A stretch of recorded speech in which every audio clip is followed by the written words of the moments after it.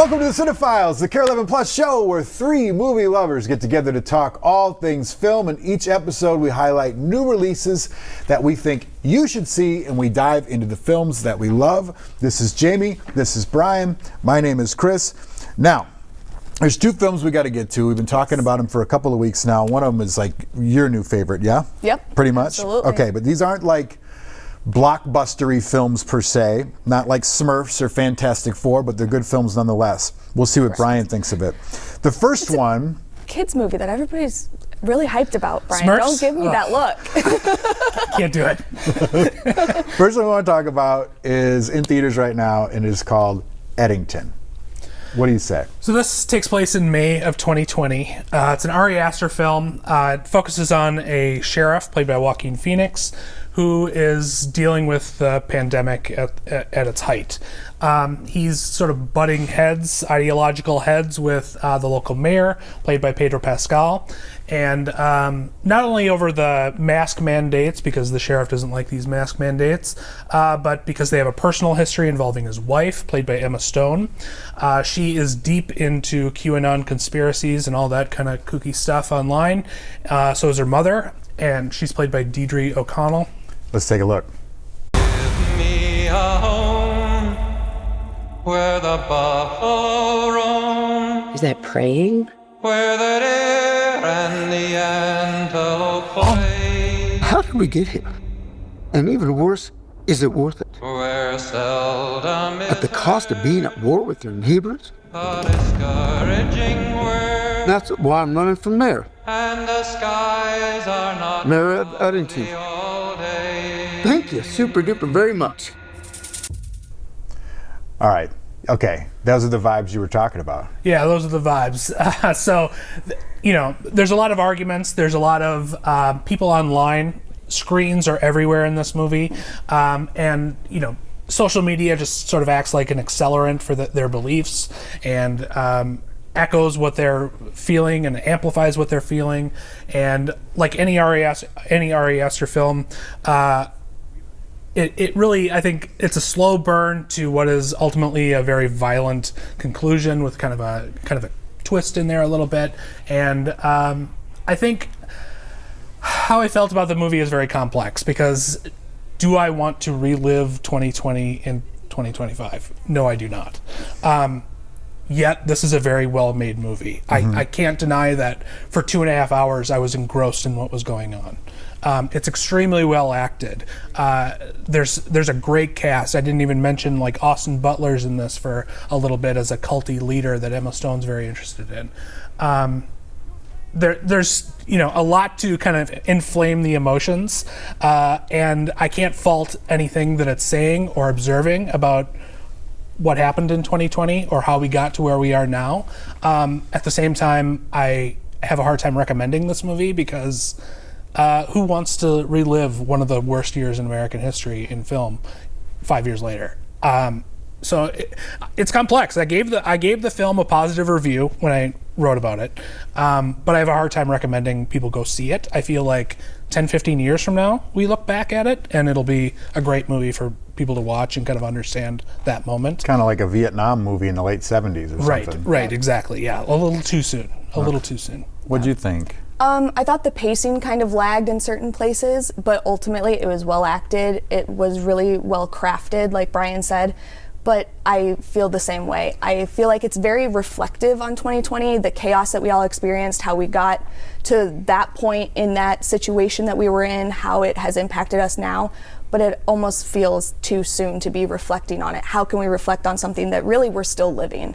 And like, yes, we can reflect on it if we want to put ourselves in that headspace, but it's so heavy and I'm so emotionally exhausted from 2020 till now that I didn't want to put myself back in there on purpose when really I try to watch movies and TV to like escape from reality.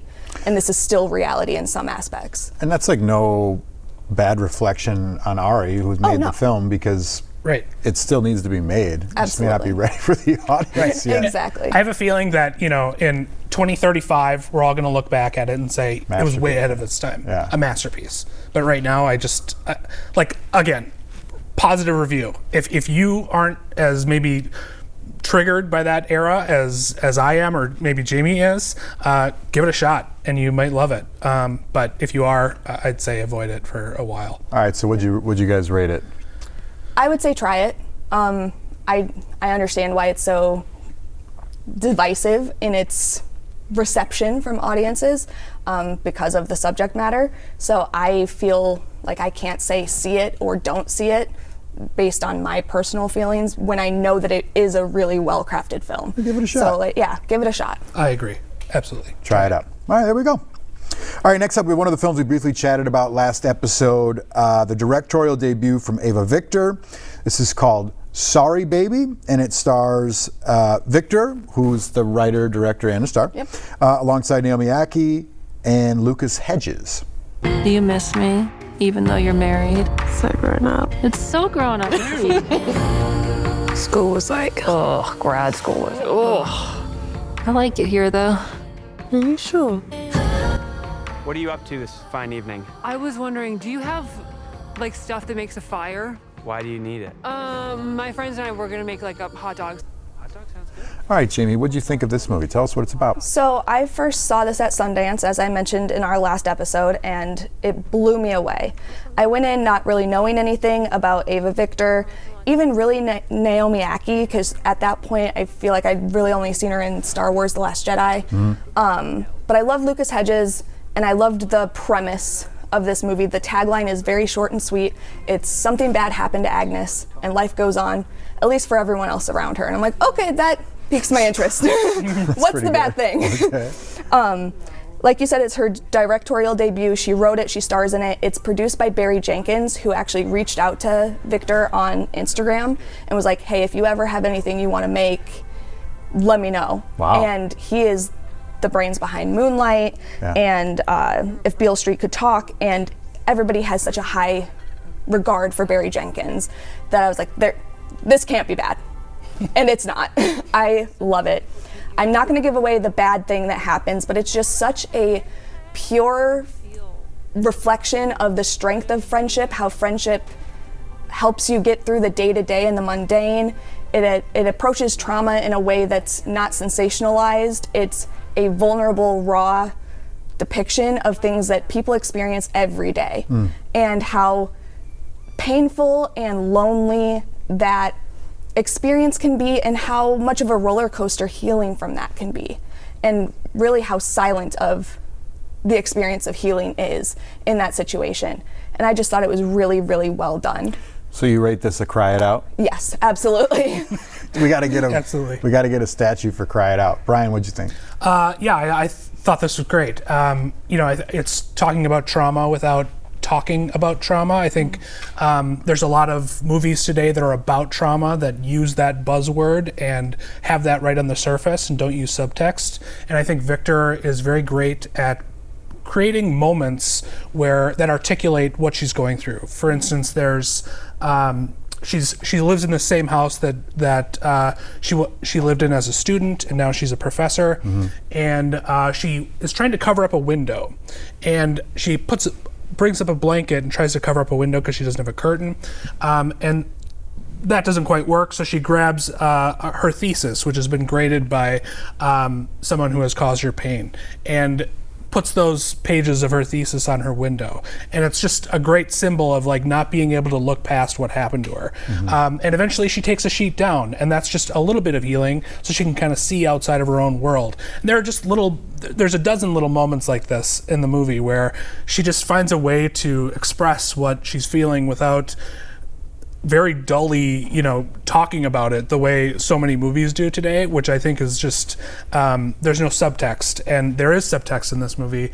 And I thought it was very beautifully and subtly written, wonderfully acted again by, I think she's a major talent. I can't wait to see what she does next. Yeah, I feel like there are a lot of movies that experience trauma in the fight or flight context, but this one experiences it in the freeze context of a trauma response, and I thought that was a really unique way of telling the story that really makes it human.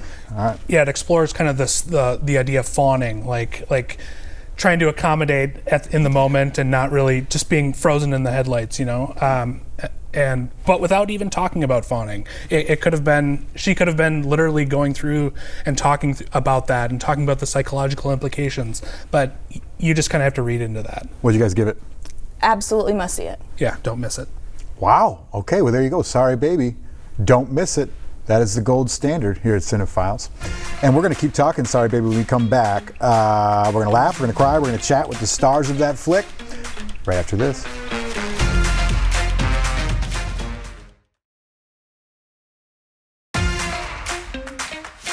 How are you guys today? Go. I want to start by congratulating you guys on this film, especially you, Ava. It's incredible. I saw it at Sundance. Oh, thanks. Thanks for coming then. That was important. Of course. I actually have a wonderful photo of the three of you, and I think I'll start there. Really? Yeah, from we don't really have Sundance. that. I'd love to see that. Yeah, absolutely. I will send it over. It seems like you guys have formed like a real special bond from this film. What is something that has impacted you working on this film that you'll have forever? Great question. Oh man, Great question. That's a great question. I think the thing when I left Ava's film, I was like, wow, I've just watched a person like squeeze themselves through the eye of a needle. Like that's it. And I think when you witness that, and I've been lucky enough to witness it a few times now, especially with like debut directors, it's really inspiring. And it made me go, maybe one day I could do the same thing. 100 like 75% right now. That's a lot. 25 is just doing it. Yeah, just doing it. Yeah. And I think that for me, I walked away being like, watching someone grow through a project, like you sometimes don't get to see that, like, you know, and I think the kind of relationship we all had was extremely open and honest. So a lot of that was shared, and it's really, really cool to witness that. Mine is sort of like the same, but the opposite, which is like I was really I wanted to do a really good job. And I was at the beginning still figuring out like what in each moment mattered to me. And Naomi, the first day, I remember the first shot of the first day. Trying to get that train. There was like a train going by. I was like, we have to capture the magic. And we like, everyone was like, Ava, I don't know if it's like the best to start off your shoot with like waiting for a train. And I turned to Naomi, I was like, what do you think we should do? And she was like, whatever you want, babe, I'm there with you. And like, yes. And I think like, I'm like legit really emotional about this. The gift that she gave me directing like her, it's such an honor. And also she came the first day, like trusting me and had like, I don't know why I got so lucky, but like the shoot was, I felt like I was able to take the time I needed and experiment in the ways I needed to, because she created so much safety for me to do that. And she was so luminous and like so warm. I felt so safe with her, and that she was down. And the gift to give that to someone before they have proven it to you, everyone deserves it. Like everyone deserves. It's such a gift. I'm grateful forever for how you came. I'm sorry. Like, no, it is why the movie works. Oh. Love you. Love you. That's so kind. What are you gonna say? Oh, by the way, same. Like he did that too. No, by the way, he did that too. And how are you going to follow that up, Lucas? Mine's really not as emotional, but it's simple and powerful and profound, which and wow, really emotional. Wait to hear it. I'm getting really emotional right now. That was really good.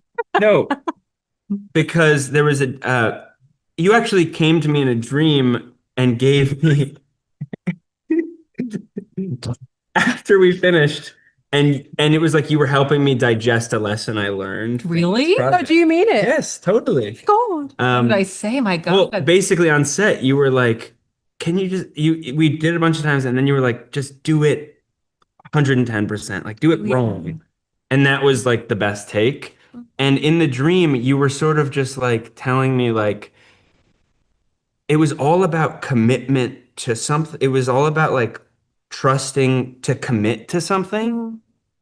And that was like it was like a really simple but like massive lesson I learned from this, which was like I left this project being like, I can't wait. Like sometimes I watch other movies and I'm like, can I do that? Or but then when I finished this movie, I was like, oh, I'll just do it 110%.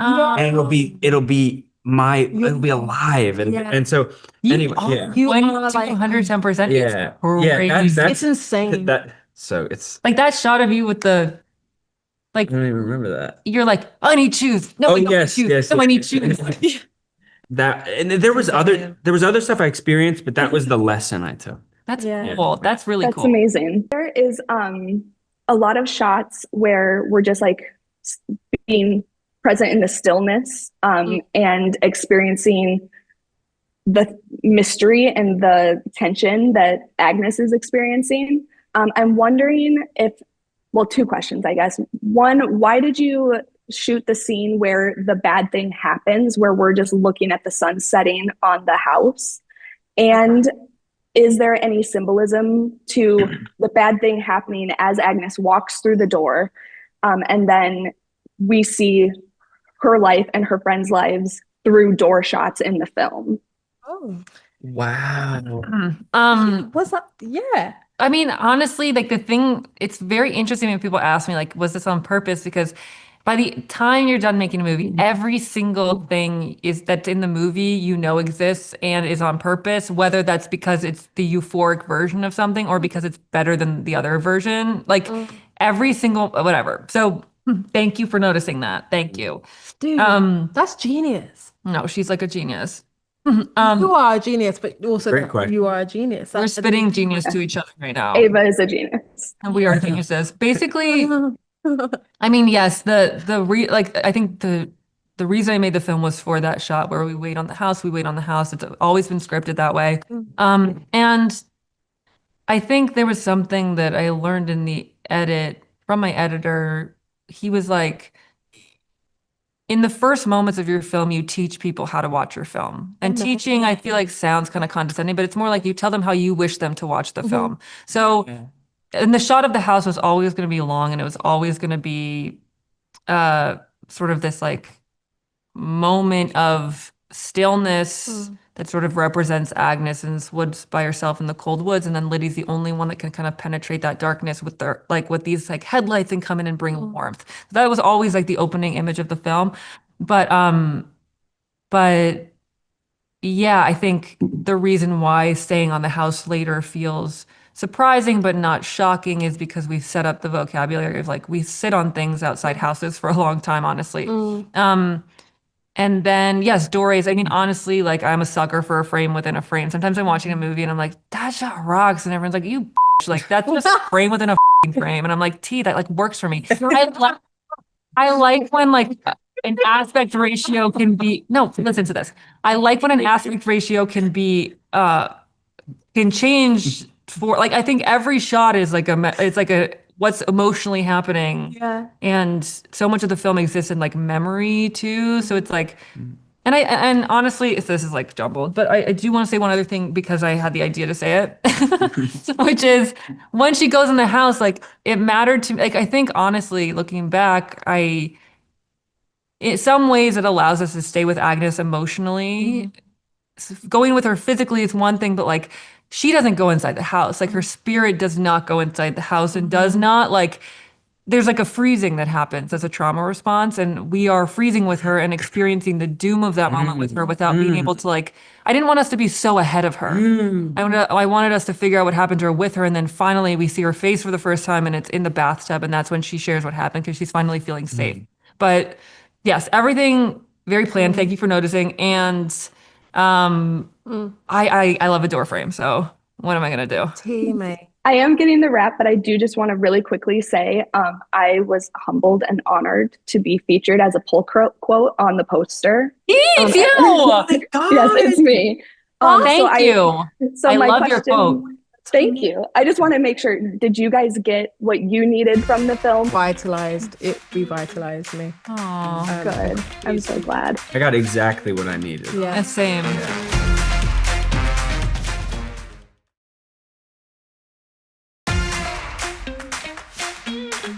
All right, welcome back. So your cine gift that you gave us last episode was Miss Stevens. Why'd you give it to us, and what did the film mean to you? So I gave you guys this film to watch basically just because Julia Hart has been announced to have another movie coming out.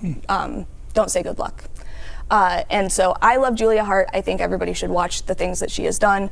But also Lily Rabe, Lily Reinhart, Timothy Chalamet, and Anthony Quintal give such good performances in this movie. And when you think about both Lilies and Timmy, how big they are now, like this is pre Call Me By Your Name, this is pre Riverdale, this is during the time that Lily Rabe is doing a lot of television, but she's gone on and done much more since. Yeah, and American Horror Story. Exactly. And like Anthony Quintal, a lot of people probably won't know who that is. I know who he is because I was very in the YouTube community in 2014, so I know him as Low Anthony, his YouTuber persona, who he was at that time. And he really doesn't have very many acting credits, but I think he does a really good job in this film. And I just love the subject matter, the performances that were given, the monologue that Timothy does from Death of a Salesman. I think he knocks it out of the park. And that I love that monologue, it feeds my soul. So I just wanted us to revisit it, and I assumed that you hadn't seen it because it's kind of a under the radar movie. Totally, yeah. Brian had seen it. I did not. It's the story of an English teacher taking 3 kids to an acting contest, if you will. And she's going through her personal struggles in life, finding love and respecting herself and just trying to find a path. And one of the kids, Timothy Chalamet, sort of has behavioral issues, and he's been on medication his whole life. He finally goes off the medication, doesn't tell anybody about it, and so he has some erratic issues. But I thought the movie was fantastic. I thought it was deep. It gave me the feels in every scene. It's sort of on the same path of Sorry Baby, where it succeeds in giving me the emotions it intends to give, but doesn't have to slap you in the face with it. It's very, very real. And the one thing I couldn't quite understand, though, was why she's cracking up in the bed after she has this affair with another teacher. I think it's just the roller coaster of grief, because I think that this movie really highlights I'm going to say roller coaster again, but just the craziness and the roller coaster that teachers experience in class, outside of class, the variety of students they have to deal with, the perfectionism, the mental illness, the stuff that they bring in from home. And she's also experiencing her own grief and her own confusion and her own feeling lost in certain situations. And so I think she's just like, what in the world am I doing? And maybe she sees like, that what in Chalamet. is this? Yeah. It reminded me actually of Sorry Baby in ways, and about 2 people who are kind of stuck in a situation and having to process that and having to suppress emotions or unconsciously suppressing emotions, and while also building other people up. I mean, she's a teacher also in Sorry Baby, and as having to support students, and meanwhile having to kind of bury her feelings, and that emerges in very dramatic ways here. And Lily Rabe is just excellent. She's so good in this performance. So is Timothy Chalamet. Yeah, I had seen this before. I will say that watching it on FilmRise is maybe like the worst app experience. Like the commercials every 10 minutes. It took over 2 hours to watch this 90-minute movie. I believe that. Because you can't rent it anywhere else. Yeah. I go watch this movie, but just be prepared that FilmRise is the worst. It's just like the Roku channel. I cannot stand watching anything on the Roku channel because it's literally usually places that put ads in movies or TV, there's a clear stopping point. Like, this is where the ads You get 8. Mid-sentence. You get 8 mid-scene. Mid-word. It's like, and now we're going to talk about back-to-school shopping. Thank you for giving that to us, though. That was a cine gift, and I love smaller films like this that do the job well, and it did. And it also showed how impeccably talented Chalamet is. Yeah. It's always interesting when you watch actors in a movie having to act, like play acting in the movie, and one is poor and one is really good. It's a fascinating little chess game, but that was awesome. Yeah, the monologue in this, if you're ever interested, if you thought that was really, really well done, go to YouTube and watch his performance in Prodigal Son. It was I've around seen the it. same time. Yeah. Blows me out of the Yeah, he's an water incredible every actor. time. He's just incredible. So good. All right, so is it my turn for Cinegift? It sure is. All right, so I was debating what to give you guys, and I'm just kind of flipping the coin on this one, but I'll tell you what it is. So this one's Always Outnumbered, it's called. I think the subtitle is Always Outgunned, so it's Always Outnumbered, Always Outgunned. This is one of the first movies I ever felt anything that wasn't a blockbuster, right? This is like a made-for-TV HBO film. Nice. I think it came out in the mid-90s. And it stars Lawrence Fishburne. He plays a character named Socrates. He's a former felon who is trying to survive in this LA world, and he's trying to make his neighborhood and the kids around him better. But it's just, I don't know. I want to see what you guys think about it, and I want to revisit it and see how I feel about it now as a man versus when I was like 11 watching it. Yeah.